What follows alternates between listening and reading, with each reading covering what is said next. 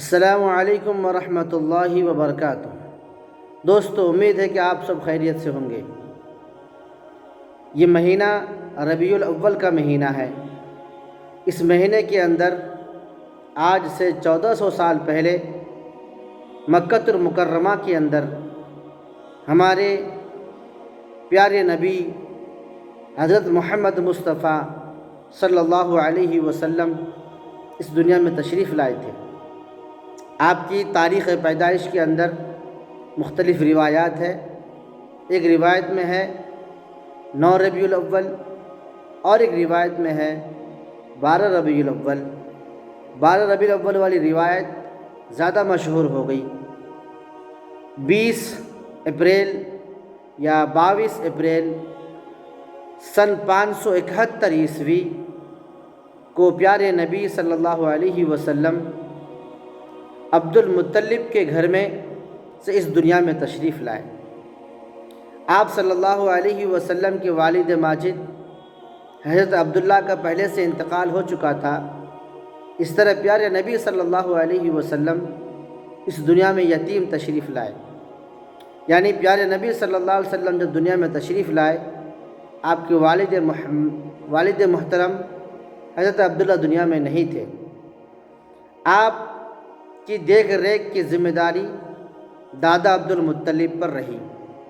آپ صلی اللہ علیہ وسلم جب دنیا میں تشریف لائے تو ساری دنیا کے اندر سے شرک اور بت پرستی کی خاتمے کا اعلان کیا گیا، اور آپ صلی اللہ علیہ وسلم کو ساری دنیا دکھایا گیا، اور آپ صلی اللہ علیہ وسلم دنیا میں تشریف لاتے کے سجدے میں گر گئے، اور یہ دنیا والوں کو یہ دعوت دی کہ سجدہ صرف ایک اللہ کے سامنے کرنا ہے، نہ کہ اپنے بنائے ہوئے مورتیوں کے سامنے، اور نہ کسی قبر کے سامنے، اور نہ کسی درگاہ میں۔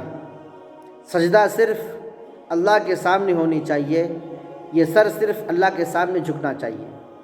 چنانچہ پیارے نبی صلی اللہ علیہ وسلم اس دنیا میں تشریف لائے 571 عیسوی کے اندر۔ جب پیارے نبی صلی اللہ علیہ وسلم اس دنیا میں تشریف لائے، اس وقت شہر مکہ کے اندر وبا پھیلی ہوئی تھی۔ بچے وبا کی وجہ سے، بیماری کی وجہ سے انتقال کر جا رہے تھے، اس لیے دیہات سے خواتین آتی اور شہر سے بچوں کو لے جاتی، اور دیہات کے اندر چونکہ آب و ہوا اور وہاں کی فضا ہریالی ہوتی تھی، اچھی ہوتی تھی، اس لیے بچے وہاں تندرست اور صحیح سالم رہتے تھے۔ اس لیے دیہات اور گاؤں کی خواتین شہر میں آ کے بچوں کو لے جایا کرتی تھی، اور بچے والے خوشی کے مارے جو بھی ہو ہدیہ وغیرہ ان کو دیا کرتے تھے۔ جس سال پیارے نبی صلی اللہ علیہ وسلم تشریف لائے، وہ سال بھی دیہات سے عورتیں آئیں اور بچوں کو اپنے یہاں لے کر گئیں، لیکن پیارے نبی صلی اللہ علیہ وسلم کو یتیم دیکھ کر کوئی عورت آپ کو لینے نہیں آئی، لیکن آخر میں دائی حلیمہ رضی اللہ عنہا تشریف لائی۔ یہ غریب تھے، کمزور تھے، اونٹنی کی رفتار اور اونٹنی کمزور ہونے کی وجہ سے شہر میں آخر میں پہنچ پائی، اور اس طرح پورا شہر دیکھی، کوئی بچہ انہیں نہیں ملا۔ آخرکار دائی حلیمہ رضی اللہ عنہا کو اطلاع ملی کہ عبد المطلب کے گھرانے میں ایک خوبصورت سا بچہ ہے۔ چنانچہ دائی حلیمہ نے اللہ کا شکر ادا کرتے ہوئے عبد المطلب کے گھر پہنچتی ہے، اور وہاں جا کر بچے کو گود میں لیتی ہے اور اللہ کا شکر بجا لاتی ہے کہ اللہ اتنا خوبصورت بچہ میری گود میں ہے۔ پیارے نبی صلی اللہ علیہ وسلم اس طرح دائی حلیمہ کے گھر منتقل ہو جاتے ہیں۔ میں واقعہ کو آگے بڑھاتے ہوئے ایک بات آپ کو بتاتا چلوں۔ جیسے کہ آپ سب کو معلوم ہے کہ دشمنان اسلام کے فہرست میں سے ابو لہب کا بھی نام آتا ہے۔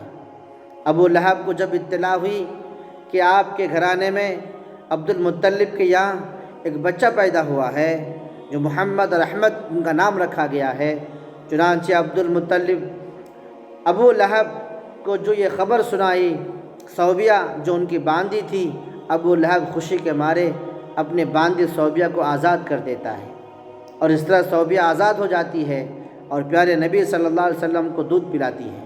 اس طرح پیارے نبی صلی اللہ علیہ وسلم کو سب میں پہلے دودھ پلانے والی ان کی ماں بی بی آمنہ رضی اللہ عنہا ہے، ان کے بعد دوسرے نمبر پر صوبیہ رضی اللہ عنہا ہے، تیسرے نمبر پر دائی حلیمہ سعدیہ رضی اللہ عنہا ہے۔ آپ صلی اللہ علیہ وسلم حلیمہ سعدیہ رضی اللہ عنہا کے یہاں رہنے لگے اور وہیں پر ان کی پرورش ہونے لگی۔ دائی حلیمہ رضی اللہ عنہا بیان کرتی ہے، کتابوں میں لکھا ہے کہ دائی حلیمہ رضی اللہ عنہا کے یہاں غربت تھی، بچے بھوک سے پیاسے رہتے تھے، دودھ پینے کے لیے دودھ اور کھانے کا انتظام نہیں ہوتا تھا۔ لیکن جب سے پیارے نبی صلی اللہ علیہ وسلم دائی حلیمہ کے یہاں تشریف لائے، کتابوں میں لکھا ہے کہ دائی حلیمہ رضی اللہ عنہا کی بکریاں اور اونٹ جہاں پر چر رہے تھے وہاں پر خود بخود زمین سے ہریالی اگتی تھی اور ہرا ہرا گھاس اگتا تھا، اور وہ ہرے گھاس بکریاں کھاتے تھے، اونٹ کھاتے تھے، اور صبح جاتے تھے شام کو بھرے پیٹ واپس آتے تھے، اور اس کی وجہ سے تھنوں میں دودھ بھرا ہوا ہوتا تھا۔ پیارے نبی کے تشریف لانے سے پہلے گھاس نہ ہونے کی وجہ سے، چارہ نہ ملنے کی وجہ سے بکریاں یوں ہی پیاسا آ جاتے تھے، اور پیاسا رہنے کی وجہ سے دودھ نہیں ہوتا تھا۔ لیکن جب سے پیارے نبی صلی اللہ علیہ وسلم دائی حلیمہ رضی اللہ عنہا کے یہاں تشریف لائے، اس وقت سے برکت اتنی زیادہ ہونے لگی کہ ساری بکریوں کی تھنوں میں دودھ بھر جاتا تھا۔ نبی صلی اللہ علیہ وسلم کے دائی حلیمہ کے یہاں آنے سے برکت ہوئی، اور پیارے نبی صلی اللہ علیہ وسلم ان کے یہاں رہنے لگے، اپنے دودھ شریک بھائی کے ساتھ بکریاں چرانے لگے۔ ایک مرتبہ پیارے نبی صلی اللہ علیہ وسلم اپنے دودھ شریک بھائی کے ساتھ جنگل میں بکریاں چرا رہے تھے کہ اچانک اوپر سے ایک فرشتہ آیا، اور آنے کے بعد پیارے نبی صلی اللہ علیہ وسلم کو لٹایا اور اس کے سینے کو چاک کیا گیا، گندگی تھی اس کو باہر نکال دیا، اور ایمان اور حکمت کی باتیں ڈال دی گئیں۔ جب یہ ان کے دودھ شریک بھائی نے دیکھا کہ ایک اوپر سے سفید لباس پہن کر ایک آدمی آیا اور ان کو لٹایا، تو دوڑتا ہوا بھاگتے ہوا اپنے ماں کے پاس گیا، جا کے کہنے لگا کہ اماں ایسا ہوا ہمارے بھائی محمد کے ساتھ۔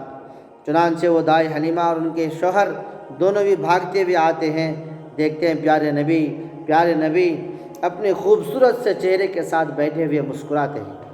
چنانچہ حلیمہ رضی اللہ عنہا آپ صلی اللہ علیہ وسلم کو گود میں اٹھاتے ہیں اور بولتے ہیں کیا ہوا بیٹا، تجھے کیا ہوا؟ رضی اللہ عنہا آپ صلی اللہ علیہ وسلم کو لے کر ان کی والدہ کے پاس چھوڑ دیتی ہے۔ وطن مکہ المکرمہ میں پہنچتے ہیں۔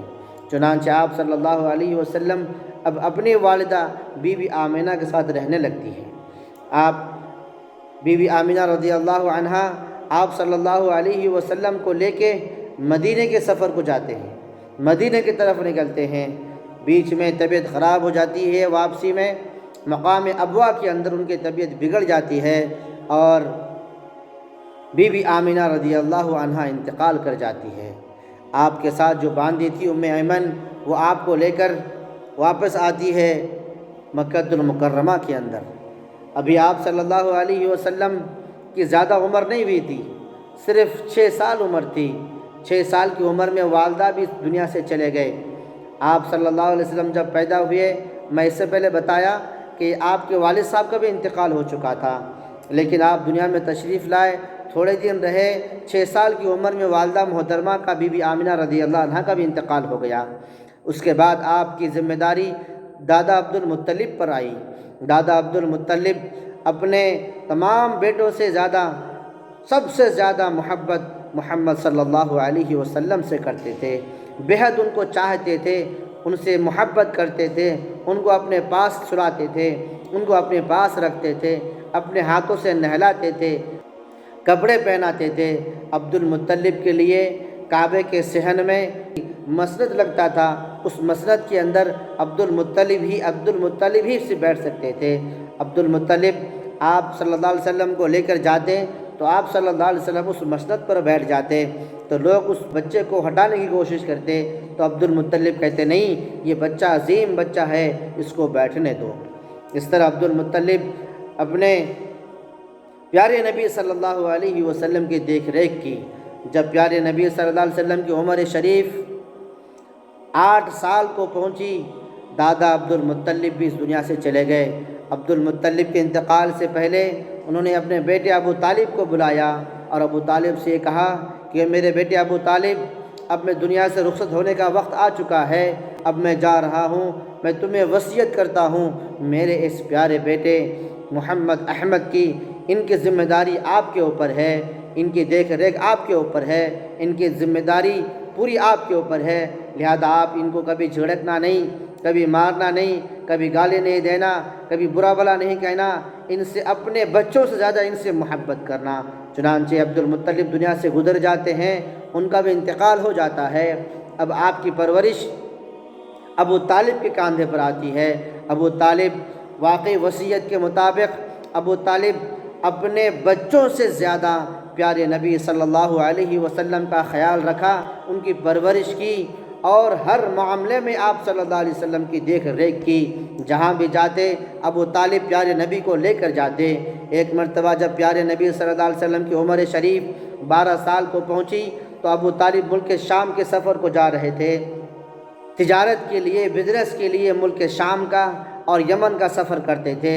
تو اس دور میں، اس وقت میں جب پیارے نبی کی عمر 12 سال تھی، ابو طالب اپنے قافلے کے ساتھ ملک شام کے سفر کو نکلے تجارت کی غرض سے۔ چنانچہ آپ صلی اللہ علیہ وسلم باہر نکلے۔ اب آپ کو یاد آ گیا کہ میری والدہ نہیں ہے، میرے دادا نہیں ہیں، میرے باپ نہیں ہیں، اب میرے اکیلے چاچا تھے جو مجھے چھوڑ کر جا رہے ہیں۔ جب چاچا اونٹ پر سے جب پیچھے موڑ کر دیکھتے ہیں کہ محمد ہماری بھتیجے رو رہے ہیں، چنانچہ چاچا کا دل بھی ترس آ گیا اور وہ چاچا اونٹ سے اترتے ہیں اور جاتے اپنے بھتیجے کو سینے میں لگاتے ہیں اور اپنے اونٹ پر بٹھاتے ہیں اور اپنے بھتیجے کو لے کر ملک شام کے سفر کو نکلتے ہیں۔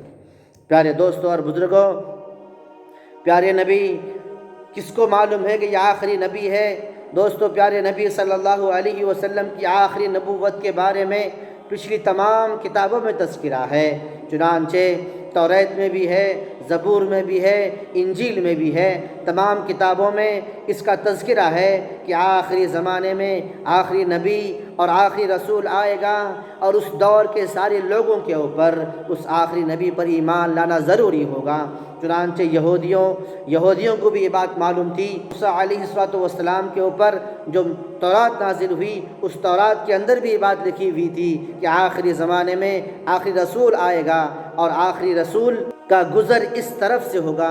چنانچہ یہودیوں میں سے ایک راہب تھا، وہ راہب اپنے کتاب میں پڑھنے کے بعد آخری نبی کی دیدار کے لیے، آخری نبی جس راستے سے گزریں گے اسی راستے پر وہ راہب اپنا ایک پڑاؤ ڈال دیا۔ پیارے نبی صلی اللہ علیہ وسلم کو لے کر ملک شام کے سفر کو نکلتے ہیں اور جاتے ہیں، پہاڑوں کی گھاٹیوں سے نکلتے ہیں، ایک جگہ ان کا پڑاؤ ہوتا ہے اور وہیں پر اتفاق سے وہی راہب آخری نبی کی دیدار کے لیے انہوں نے بھی پڑاؤ ڈالا تھا۔